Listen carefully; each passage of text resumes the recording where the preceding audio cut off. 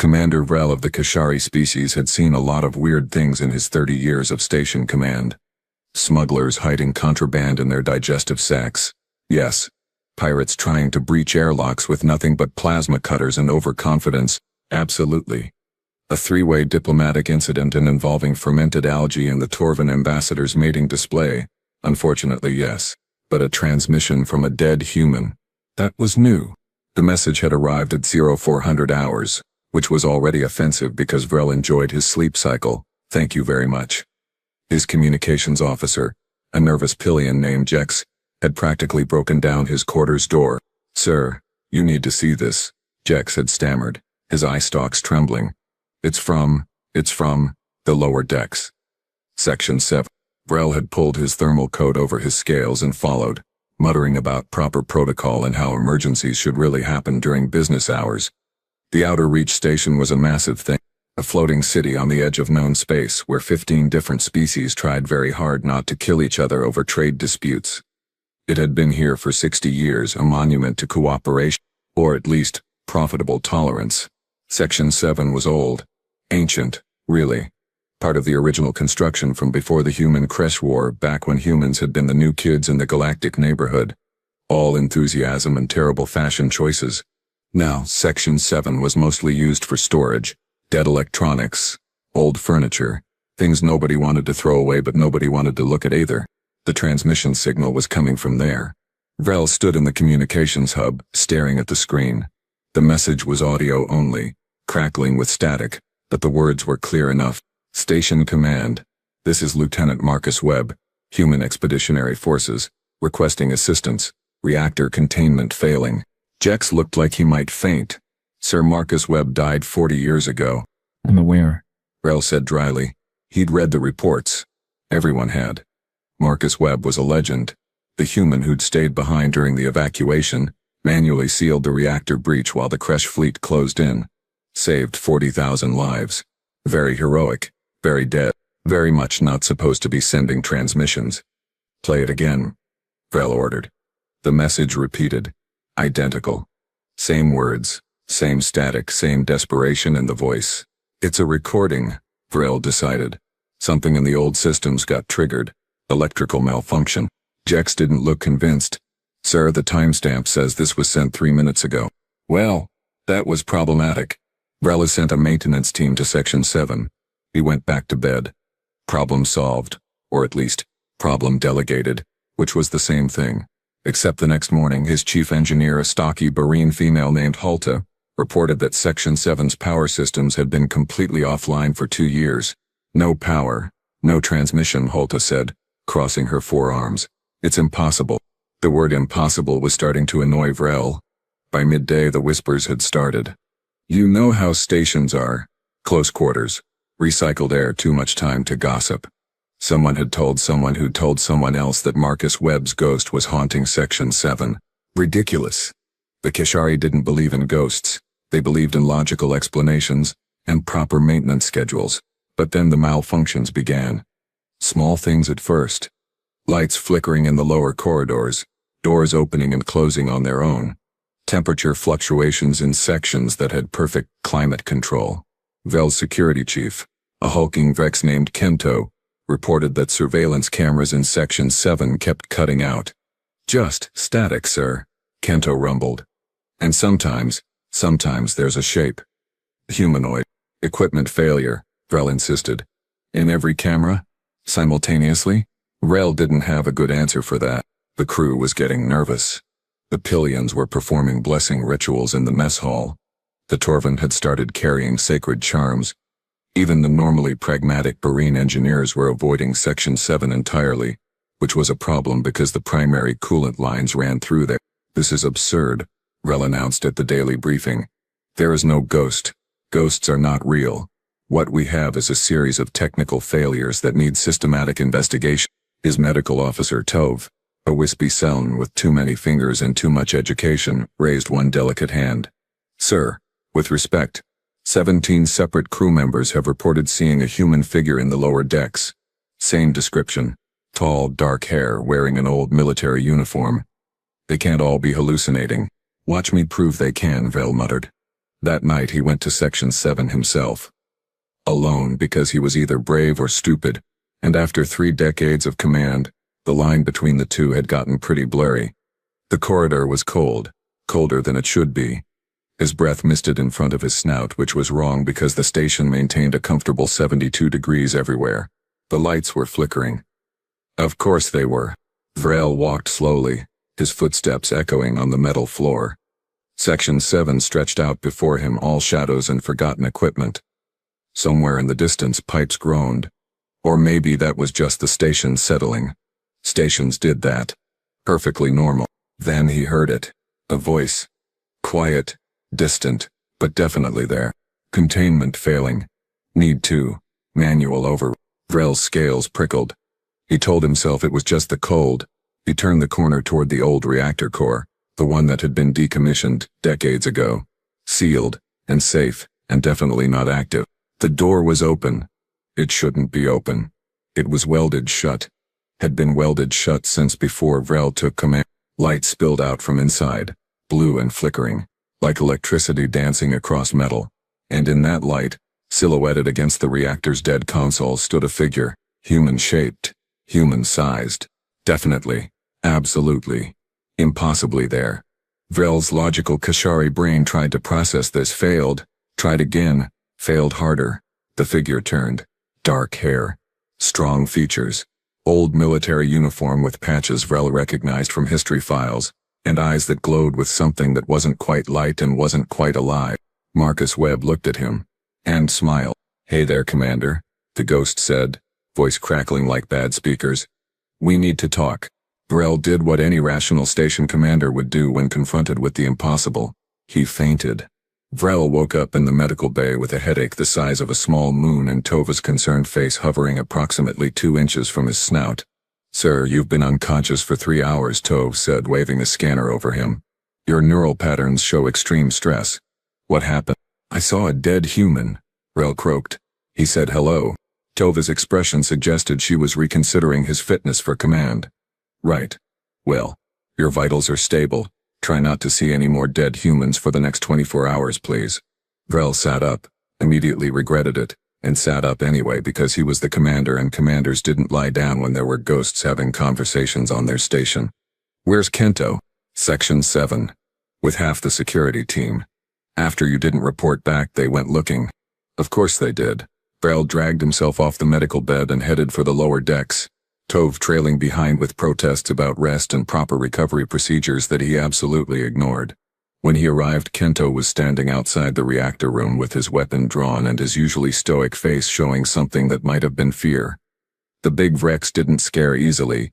He'd once fought off a boarding party with nothing but a maintenance tool and spite. "Commander," Kento said, relief flooding his voice, "we found you collapsed in the corridor. But sir, the reactor room. It's occupied," Vrel supplied. Kento nodded slowly. "The door sealed itself after we pulled you out. We've been trying to override it for 2 hours. Nothing works. And sir, there's something else. We keep hearing sounds from inside. Movement. Voices." "Just one voice," Vrel corrected. "Human. Male. Approximately 40 years dead and somehow very chatty." The security team exchanged looks that clearly said their commander had lost his mind. While Kento continued trying to breach the reactor room, Vrel called in Reyna, his technical specialist. If anyone could explain impossible things with science, it was her.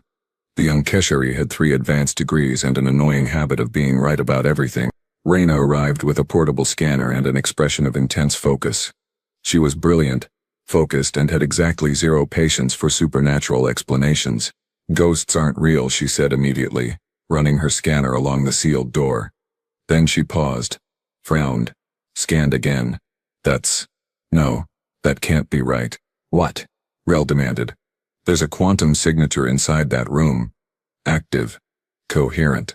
Sir, it's reading as human DNA patterns, but the energy state is all wrong. It's like someone's consciousness is existing as pure data, but with physical properties." Vrel pinched the bridge of his snout. "In standard, please. The ghost is made of angry computer code that thinks it's people," Reyna translated. Well, that was somehow worse. Over the next 2 days, Marcus Webb, or whatever he was, started appearing everywhere. Not just Section 7, the mess hall, the observation deck, the cargo bay. Always flickering, always translucent, but getting more solid each time. A pillion cook swore the ghost walked through his kitchen and accidentally knocked over a pot of stew. Accidentally, which meant physical interaction. A Torvin trader claimed the ghost apologized for startling her. Politely. Vrel's second-in-command, a rational Barine named Hollis, reported seeing the ghost reading a datapad in the archives. Reading. Like he had nothing better to do than catch up on 40 years of station reports. The crew was, understandably, losing their collective minds. Vrel called an emergency meeting. All department heads. He needed answers, or at least, better questions. Reyna brought files. Old files. Corrupted files from the war era that she'd somehow managed to reconstruct. I found mission reports from the battle, she said, projecting them on the screen. The station was under attack. The Kresh wanted to take it intact, use it as a forward base. Commander Yeltis ordered evacuation. Everyone got out except Marcus Webb. Vrel finished. The report played out in clinical detail. The Kresh bombardment. The reactor damage. One human lieutenant making the choice to stay behind, manually routing coolant while everyone else fled to the escape pods. The transmission logs showed his final words calm and determined, as the Kresh ships closed in. Tell them it was an honor. Webb out. Then nothing. The station had been retaken 3 days later. They'd found his body in the reactor room. One hand still on the manual override. He'd kept the core stable for 6 hours, alone, while radiation levels climbed high enough to kill him 3 times over. The logs were 40 years old, but watching them Vrel felt something uncomfortable that might have been respect. So he's haunting the place where he died, Kento said quietly. Classic ghost behavior. Except ghosts aren't real, Reyna insisted. But she sounded less certain now. That's when Tove dropped her bombshell. I've been scanning the areas where he appears, the medical officer said, pulling up her own data. There's an energy signature. It's not biological. It's not mechanical. It's quantum entangled with the station's power grid. Every time he manifests, there's a corresponding drain on our energy reserves. Minimal, but measurable. He's feeding off the station? Vrel asked. Or existing through it. Sir, I think he's been here the whole time. 40 years. Just not visible.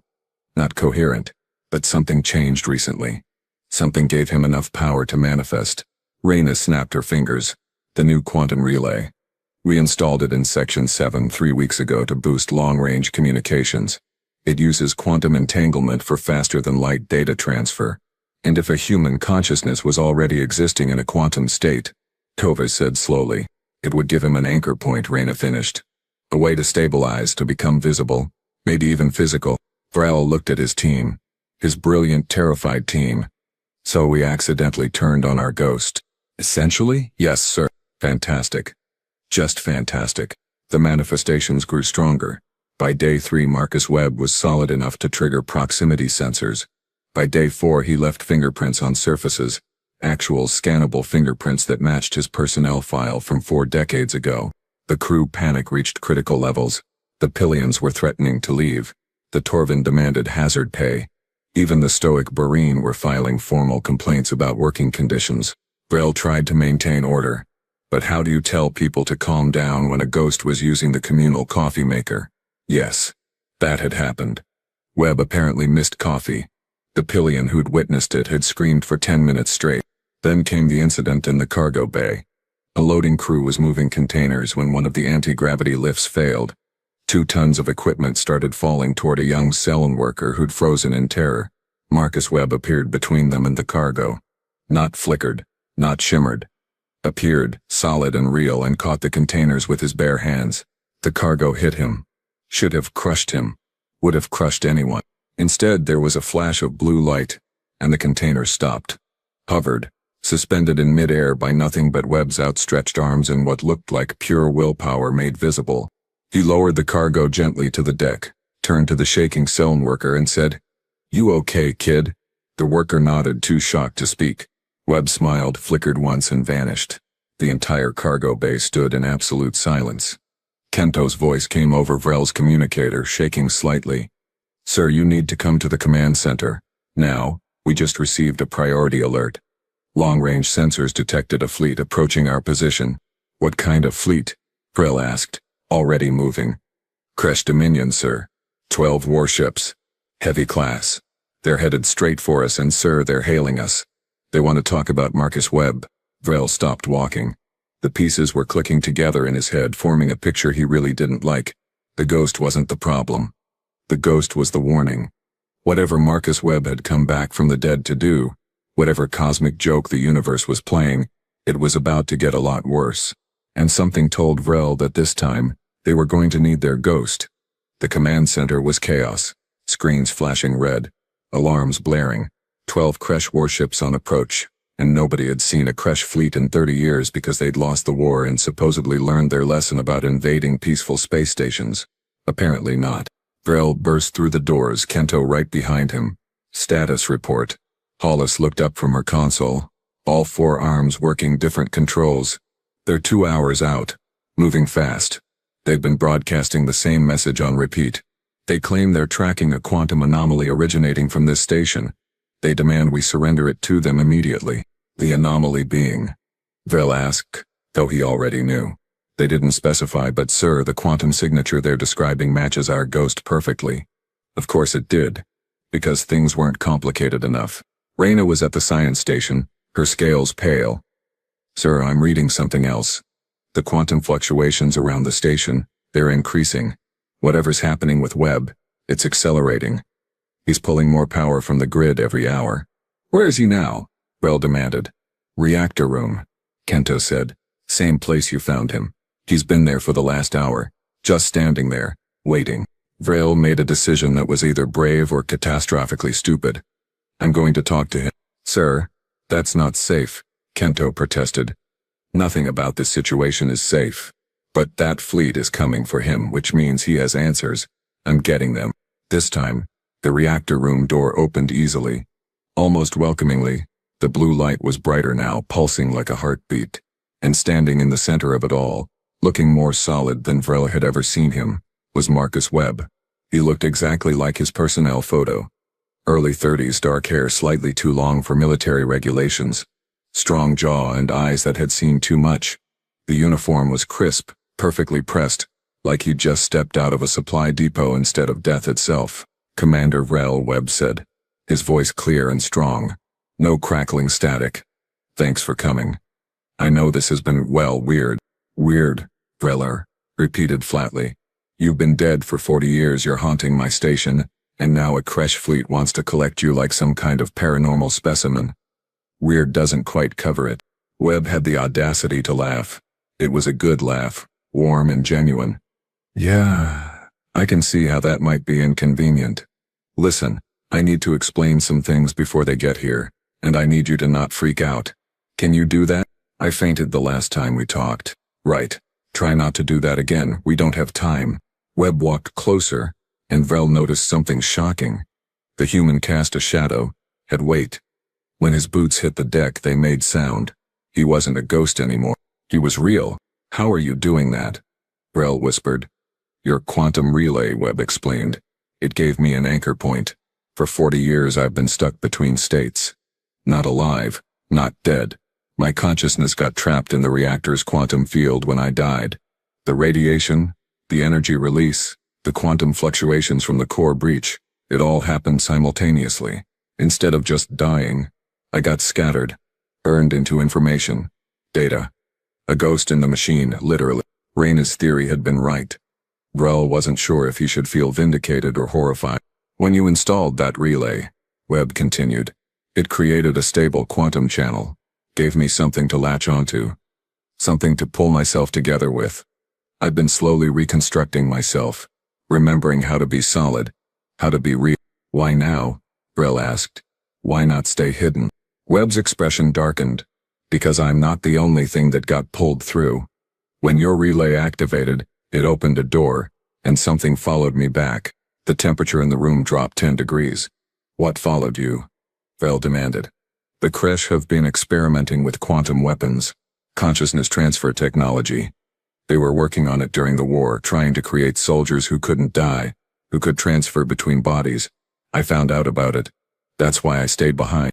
It wasn't just about the reactor. There was data in the station core, Classified research about their program. I was supposed to destroy it. Did you? I encrypted it. Locked it behind quantum keys that would require someone like me to access. Then I died before I could finish the job. The data's still here, Vrel. In the station's core systems. And the Kresh know it. They've known for 40 years. They've just been waiting for a sign that someone could unlock it. You, Vrel said. Me. When I manifested, my quantum signature lit up like a beacon. They know I'm here. They know I can access the data. And they want both. This was bad. This was very, very bad. Vrel's communicator chirped. Tov's voice came through, strained. Sir, we have a problem. Multiple crew members are reporting seeing things. Shadows. Movement. Things that aren't Marcus Webb. Webb closed his eyes. They're here. The things that followed me. Echoes. Fragments. When I came back through, I left cracks in the barrier. Other quantum entities. They slipped through. They're not stable like me. They're angry. Confused. Dangerous. Perfect. Vrelo muttered. Ghosts. Plural. The command center erupted with voices over the comm. Reports flooding in from all sections. Apparitions in the corridors. Equipment going haywire. Power fluctuations spreading through the entire station. The crew was divided. Vrel could hear it in their voices. Some blamed Webb for bringing this nightmare to them. Others argued he'd saved that Seln worker that he was trying to help. Hollis's voice cut through the chaos. Commander, the Kresh fleet is hailing us. They're demanding we hand over Marcus Webb and all quantum research data within 1 hour, or they'll take the station by force. Vrel looked at Webb, the human who'd died saving thousands, who'd been trapped in a nightmare state for 4 decades, who'd just told him that an invasion fleet was coming and supernatural entities were loose on the station. What do you need? Vrel asked. Webb blinked, surprised. You believe me?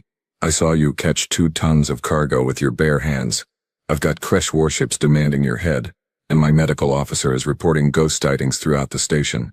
At this point, I'll believe anything, so I'll ask again. What do you need? Webb straightened, and for a moment Vrel saw the lieutenant he'd been. The soldier who'd stayed behind. I need access to the core systems. I can purge the other entities, send them back through the quantum channels. But the data, the research, we can't let the Kresh have it. If they complete their consciousness transfer program, they'll be unstoppable. Can you destroy it? I can do better. I can use it. The research works both ways. If they want to weaponize consciousness transfer, I can show them why that's a terrible idea. Webb's smile was sharp and dangerous. I've had 40 years to think about this. To plan. They think they're coming to capture a ghost. They have no idea what I've become. Kento's voice came through the comm. Sir, the entities are getting more aggressive. We've had 3 injuries. Whatever you're going to do, do it fast. Vrel made his choice. Trust the ghost or surrender to the Kresh. It's not much of a choice, really. Reyna, give Webb full access to the core systems. Kento, seal off the affected sections. Evacuate civilians to the upper decks. Hollis, prepare all defensive systems. We're not handing over anything to the Kresh. Sir, we can't fight 12 warships, Hollis protested. We won't have to, Webb said quietly. I will. Vrel looked at the human, solid and real and glowing faintly with quantum energy. What are you planning? Webb's grin was absolutely feral. They want their ghost. I'm going to give them a haunting they'll never forget. But Commander, you need to understand something. When this is over, when I do what needs to be done, I probably won't be coming back. Not like this.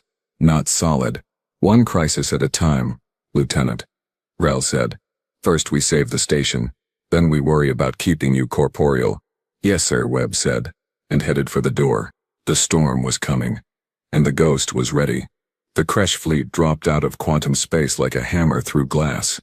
12 warships, each one bristling with enough firepower to crack a moon in half. Their hulls were black, angular, covered in weapon ports that glowed an ugly red. They'd been humanity's nightmare during the war, ruthless and efficient, until the combined Allied forces had pushed them back to their own territory. Now they were back, and they looked angry. Shields up, Vrel ordered, his voice steady despite the fact that his stomach had relocated somewhere near his feet. All defensive systems online. Evacuate non-essential personnel to the core sections. The lead Kresh ship, a massive dreadnought that looked like someone had weaponized a bad attitude, moved into position directly ahead of the station. Its commander appeared on screen, all sharp angles and cold eyes. The Kresh were reptilian, scaled, and efficient, with faces that evolution had clearly designed for scowling. Outer Reach Station, the Kresh commander hissed. I am War Leader Threx of the Dominion Fleet. You are harboring stolen property.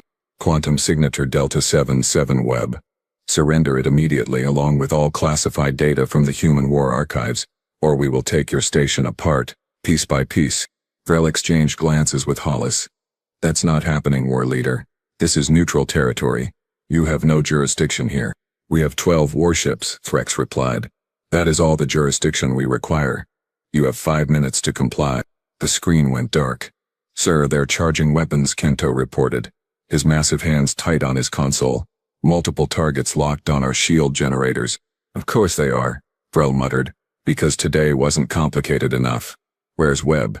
Here, came a voice from behind him. Marcus Webb strode onto the command deck, fully solid now, looking like he'd just stepped out of a recruiting poster. His uniform was crisp, his expression focused, and there was something in his eyes that made even Kento step back slightly. This wasn't the friendly ghost who apologized for scaring people. This was the soldier who'd held a reactor core together with his bare hands while dying. They want the weapons cache, Webb said without preamble, moving to the tactical display. During the war, I was part of a Black Ops team. We found a Kresh research facility, hidden in deep space. They were developing quantum weapons, consciousness transfer tech, things that violated about 15 different galactic treaties. We raided it, grabbed the data, and I encrypted the location coordinates along with all the research. In the station's core, Reyna said. In the station's core, Webb confirmed. The coordinates lead to a weapons cache that could restart the war. Advanced quantum bombs, reality fracture missiles, stuff that makes standard antimatter look like firecrackers. They've been searching for 40 years. My quantum signature is the key to unlocking that data, so we destroy it, Vale said. Already tried. The encryption is tied to my consciousness. Kill me, the data becomes inaccessible forever. But they don't know that. They think they can extract it by force. The station shuddered as the first volley hit. The shields held, but the strain indicators immediately jumped into yellow. Shields at 70%, Hollis reported. Sir, we can't take sustained fire from 12 ships. Will last maybe 20 minutes. Webb was studying the tactical display with the intensity of someone who'd done this 1,000 times before. Your defensive grid is good, but your firing pattern is predictable. They're targeting your shield generators because you're protecting them with overlapping coverage. Smart, but it concentrates their fire. And you have a better idea? Vrel asked. Yeah. Give me tactical control. The entire command deck went silent. Jex's eye stalks went rigid with shock. Kento's hand moved toward his weapon. Hollis looked at Vrel like he'd suggested they all jump out an airlock for fun. You want us to trust our defense to a ghost? Kento rumbled. I want you to trust it to someone who spent 8 years fighting these particular enemies, Webb shot back. I know their tactics, their patterns, how they think. You're defending like this is a pirate raid. This is a military operation. Different game, different rules. Another volley slammed into the shields. 60% now. The station groaned under the impact.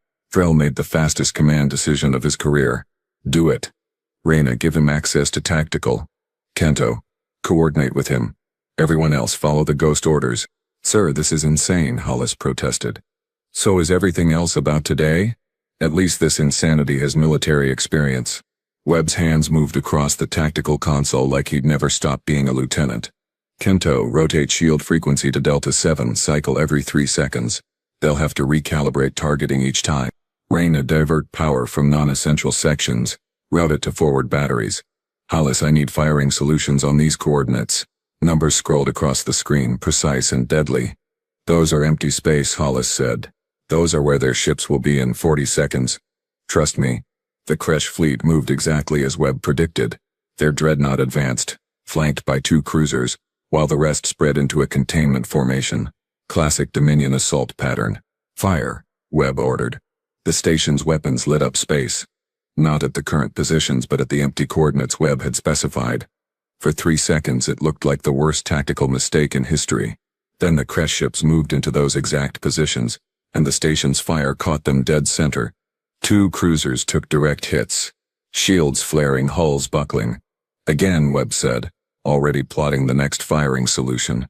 They'll split formation now, try to divide our fire. Kento, concentrate shields on the starboard side. Hollis, prepare torpedo spread. Pattern Gamma. We don't have a pattern Gamma, Hollis said. You do now, I'm uploading it. The battle became a dance. The Kresh would maneuver, and Webb would predict it. The station would fire, and enemies would fly directly into the barrage. It was like watching someone play chess against opponents who didn't realize all their moves had been memorized decades ago. But 12 ships were still 12 ships. Shields at 40%, Kento reported. They're adapting. Changing patterns. Of course they are. Threx was always smart. Webb pulled up a schematic of the station. Vrel, I need you to trust me on something crazy. Crazier than putting a ghost in charge of our defense. Much crazier. We're going to drop shields on the port side for exactly 4 seconds. Every officer on the deck turned to stare at him. That will let them destroy half the station. Braina said slowly. It'll let them think they can destroy half the station. Kento, when I give the signal, drop port shields. Hollis, the moment they commit to that attack vector, fire everything we have at their dreadnought. All power, all weapons, one Vrel saw it then. The trap, the gambit. It was brilliant, and suicidal and absolutely something a human would think of. Do it, Vrel ordered. The port shields dropped. The Kresh fleet, seeing the opening, immediately redirected 4 ships to exploit it. Weapons charged, they prepared to tear through the undefended section. Now, Webb said quietly. Every weapon the station had, every ounce of power they could route, fired simultaneously at the Kresh dreadnought. The beam was so bright it whited out the view screen. It hit Threx's ship like the fist of an angry god. The dreadnought's shields collapsed. Its hull cracked. Atmosphere vented in glittering clouds. And the 4 ships that had moved to attack the station's port side were now out of position, their firing solutions ruined.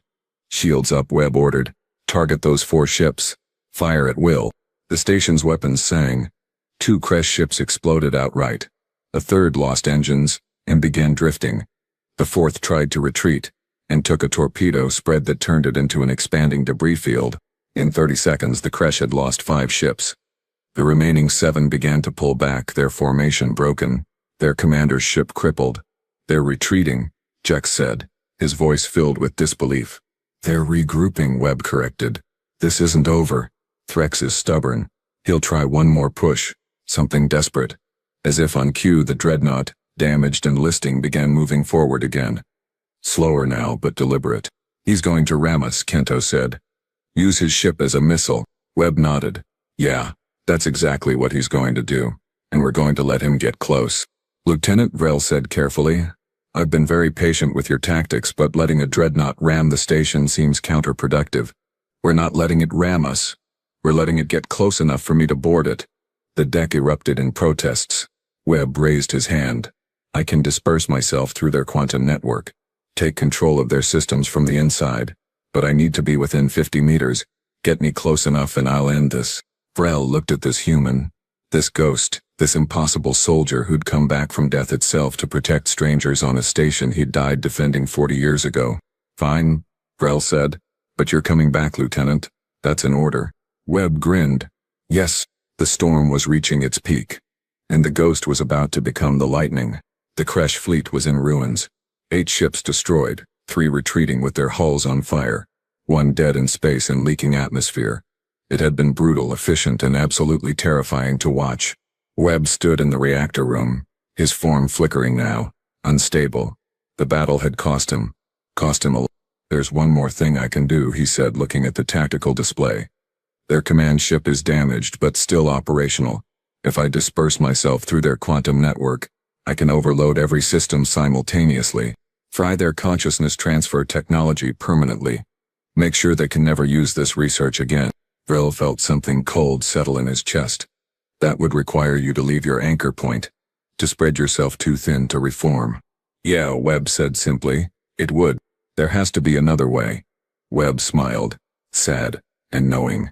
I've been living on borrowed time for 40 years, Commander. I was never meant to come back. Not really. This whole thing, being solid again, talking to people, drinking terrible station coffee, it was a gift. A chance to finish what I started. But I'm not alive. Vrel, I'm an echo. And echoes eventually fade. Kento stood in the doorway, weapon lowered. Beside him, Reina, Tove, Hollis, the crew who'd feared him, who'd trusted him. You saved us, Tove said quietly. The entities, the fleet, all of it. Just doing my job. Webb replied. Protecting this station. Same job I had 40 years ago. Some things don't change even when you're dead. Reina stepped forward, her scientific mind clearly warring with her emotions. If you do this, we lose you. The data, your knowledge, everything. The data gets destroyed. That's the point. And me? Webb shrugged. I'll still be here. Just not like this. Not solid. But I'll be in the station's systems. In the quantum channels. A ghost in the machine like I've always been. Vrel extended his clawed hand. Webb took it, shook it firmly. His grip was warm. It's been an honor, Commander, Webb said. The honor was mine, Lieutenant. Webb turned to the console, placed his hands on the quantum interface. His form began to glow, brighter and brighter. Blue light filling the entire reactor room. Hey, Vrel. Webb called out, grinning. Tell the next guy who sees a ghost on this station. Tell them I said hello. Then he exploded into pure energy. A wave of quantum force that shot through the station's systems and straight into the Kresh command ship. The enemy vessel lit up like a star going supernova. Every screen, every system, every piece of consciousness transfer technology overloading simultaneously. The explosion was visible from the observation deck. Beautiful and terrible. When it faded, the Kresh fleet was gone, destroyed or fled, and Marcus Webb was gone with them. Commander Vrel's personal log. Station Day 11. They ask me why humans terrify the galaxy. Why species with twice their strength, 3 times their lifespan, and considerably better fashion sense still give humanity a wide berth. I'll tell you why. Because we have legends, stories, heroes who die and stay dead like sensible people. Humans have Marcus Webb, a man who died saving thousands, who spent 40 years trapped between life and death, who came back as a literal ghost, just to finish his mission, who saved us all, again, and then chose to fade away rather than let old weapons fall into the wrong hands. You can kill a human, but apparently you can't stop them. Death is just an inconvenience they work around. The station is quiet now. Repairs are underway. The crew is recovering. We've sealed the quantum relay, but I've authorized keeping it on low power, just in case. Because sometimes, late at night, the lights flicker in Section 7. Doors open on their own. Equipment that should be broken fixes itself mysteriously. And sometimes, just sometimes, crew members report seeing a figure in an old military uniform walking the corridors, checking systems, making sure everything runs smoothly. I don't investigate these reports anymore. Some ghosts earn the right to haunt in peace. 3 weeks later at Aero 400 hours, Vrel's communicator chirped. He groaned, rolled over, and answered. Jex's voice came through, eye stalks undoubtedly trembling. Sir, sorry to wake you, but we received a transmission from Section 7. Vrel sat up slowly. What kind of transmission? Audio only, sir. It says, and I quote, Hey Commander, reactor's running smooth. Get some sleep. You look terrible. End quote. Vrel smiled despite himself. Log it as routine station maintenance update. Sir, there's nobody in Section 7. I know, Jex. I know. Vrel lay back down, pulled his thermal coat over his scales, and went back to sleep. Somewhere in the quantum channels, woven through the station's very structure, Marcus Webb kept watch. The human ghost had become flesh, brought the storm and saved them all. And then, because apparently humans couldn't help themselves, he'd stayed anyway. Terrifying species. Humans. Absolutely terrifying. But Vrel wouldn't have it any other way.